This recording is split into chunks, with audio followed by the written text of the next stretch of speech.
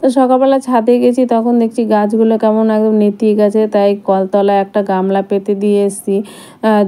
জল ভরে গেলে তারপরে আমি গিয়ে বালতি করে করে সে গাছের গোড়াগুলোতে জল দেবো, কারণ প্রত্যেক দিন হালকা হালকা বৃষ্টি পড়ছে, কিন্তু টবের গাছ তো একটু জল না দিলে হয় না।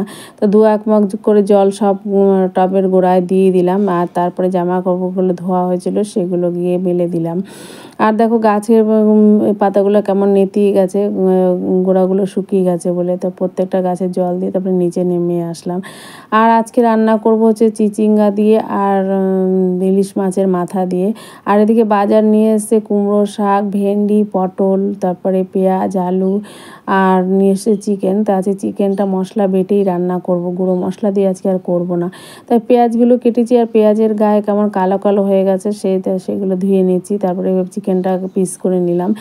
তো গোটা চিকেনই নিয়ে এসেছিলো, আমি পিস করে নিলাম, ছাল ছাড়িয়ে নিয়ে এসেছিলো।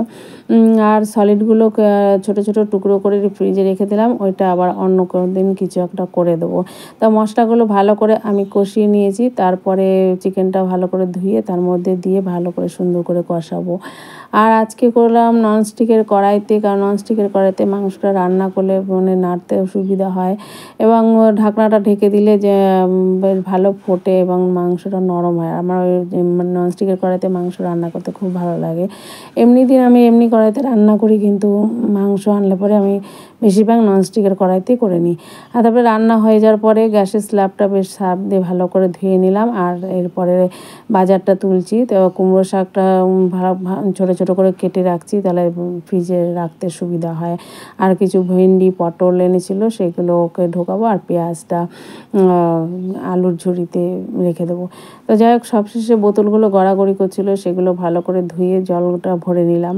তো যাই ভিডিওটা এখানেই রাখলাম। সবাই ভালো থেকো, সুস্থ থেকো, আবার নতুন ভিডিওর সাথে দেখা হচ্ছে। টাটা।